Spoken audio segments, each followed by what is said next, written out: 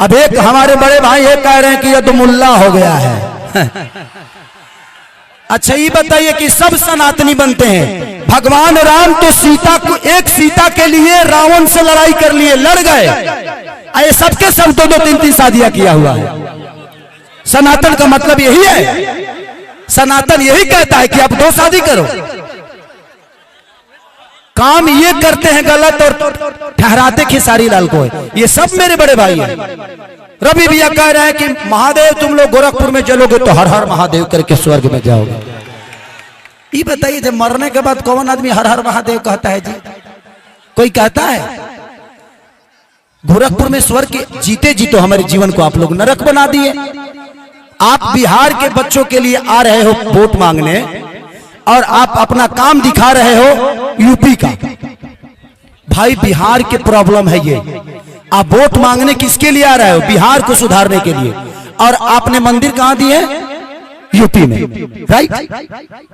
इनसे पूछिएगा कि मंदिर में पढ़ के कितने लोग आईपीएस हो गए हैं, तनी हमको बता दे लो हमारा के। मंदिर आस्था के लिए जरूरी है, हमारे लिए मंदिर जरूरी है, भगवान भी जरूरी है, बट जीने के लिए शिक्षा जरूरी है, इलाज के लिए अस्पताल जरूरी है, रोजी रोजगार के लिए फैक्ट्री जरूरी है।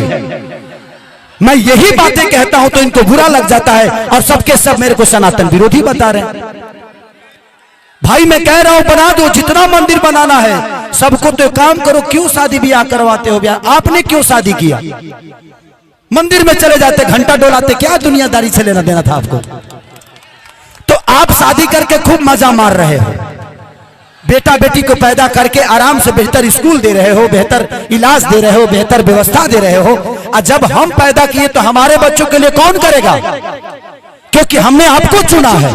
इसीलिए प्लीज जात धर्म को छोड़ के इस बार हम लोग को बिहार बदलना है और हम बदलेंगे ना। अरे पगले हाथ उठा के और हल्ला करके बताओ आई लव यू। तो आज मैं राजेश भैया को जीत के माला पहना दूं ना, पक्का ना? मुझे निराश तो नहीं करेंगे ना आप सब? ताकि कल चल के आपके बच्चे आपसे ये सवाल ना करें कि पापा बिहार बदल रहा था और आपने गलत आदमी को चुन के बिहार को फिर से 5 साल में नरक में डाल दिया। ऐसा नहीं होगा ना। अपने बच्चों के भविष्य के लिए वोट करना है। जात पात छोड़ दो। सबसे पहले जब हम पैदा होते हैं तो इंसान पैदा होते हैं। हम जब बाहर जाते हैं तो बिहारी के नाम से जाने जाते हैं, लेकिन जैसे बिहार में आते हैं तो कोई पंडित हो जाता है, कोई अहीर हो जाता है, कोई राजपूत हो जाता है। क्यों? हम बिहारी बन के क्या अपने बिहार को बेहतर नहीं बना सकते? इंसान बन के बिहार को बेहतर नहीं बना सकते? हम बनाएंगे और किसी के कहने से हम लड़ेंगे नहीं। सलीमता के साथ अपने बच्चों के शिक्षा के लिए इस सरकार को बदलेंगे। सलीमता से अपने बच्चों के बेहतर भविष्य के लिए इस सरकार को बदलेंगे। बदलेंगे, बदलेंगे। तो आने वाले चुनाव में 11 तारीख को मैं सबसे रिक्वेस्ट और हाथ जोड़ के प्रार्थना करता हूं कि महागठबंधन की सरकार आज भइल है चुनाव हमारा गाँव में 100 में 100 बार उन्हें गड़बड़ नहीं खे सर। देखिए एक बात बताएं, मैं गरीब पैदा हुआ ना, इसलिए मुझे अपने आप पे हमेशा से गर्व होता है कि भगवान तूने मुझे गरीब पैदा करके ना मुझे बहुत बड़ा अवसर दिया। अमीर बनने का अवसर मिलता है जब इंसान गरीब पैदा होता है तो। और जो भी आप पैदा हुआ है, ठीक है आप गरीब होना, अपने आप को जितना बड़ा राजा बनाना है बना लो। और ये मौका है, बिहार की तस्वीर बदल रही है। और आप अब केहू कहता है एनडीए के नेता कि मैंने ये 30 सेकंड के रील पे बच्चे कमा रहे हैं ना। अरे घोंचू, 30 सेकंड में दुनिया बदलती है। जो आदमी 30 घंटा काम करता है वो दुनिया बदलता है, 30 सेकंड में कुछ नहीं बदलता है। लेकिन भाई इन्हें हम एको बार ना देखने हैं कि बिहार पुलिस के दौड़ कहीं होता है। काहे ऐसे होता? तो जब ये लोग अपने लिए बेहतर अस्पताल नहीं बनवाए तो हमारे बच्चों के लिए बनाएंगे?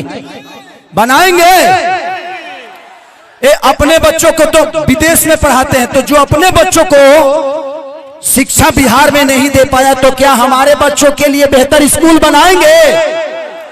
हमने 20 साल चाचा को दिया ना, तो 5 साल भतीजा को दे देते हैं।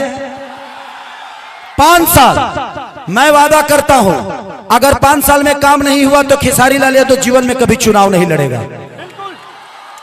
क्योंकि मैं राजनेता हूं नहीं, मैं एक गरीब का बेटा हूं। मुझे पता है कि गरीब में जीना कितना मुश्किल होता है, बट ठीक है, मैं गरीब था, आज इतना तो है। और हमारी सरकार जब आएगी, माननीय राजेश भैया को आप लोग तो जीता ही दिए हैं। कहा हो मौसी? अरे वाह वाह, सुना लो, नीतीश चाचा के बनावल स्कूल हो, टूटे में टाइम ना लगी। जितना जितना हिसाब से उनकर स्वस्थ बा वही हिसाब से स्कूल होई। जितनी भी हमारी माता बहन बेटी यहाँ बैठी है, सबको दिल से प्रणाम। एक बार आप लोग हाथ उठाकर आशीर्वाद दे दीजिए खेसारी को। अरे हम माता बहन बेटी के कहानी है, तारा लोग के ना कहानी है। तुम लोग माता बहन में आवे लगा। तो मैं यही कहना चाहता हूं कि हमारा बिहार तड़प रहा है। क्या आप सब अपने मां से दूर जाना चाहते हैं? अपने पिता के प्यार से दूर रहना चाहते हैं? तो उसके लिए हमें बिहार बदलना पड़ेगा, क्योंकि जब तक हम बिहार नहीं बदलेंगे हमारे लिए व्यवस्था बेहतर नहीं होगा। तो बस राजेश भैया के लिए 11 तारीख को वोटिंग है। कितने नंबर पे है आप? 3 नंबर पे लालटेन छाप। तो इस बार दबाव ना हो, हाई तस्वीर लेने वाला भीड़ा की तकदीर बदले वाला। I love you. कि तेजस्वी के बिना सुधार ना होई, हो सुधार ना होई। ए भाई लालू बिना चालू ई बिहार ना होई, भाई लालू बिना चालू ई बिहार ना होई।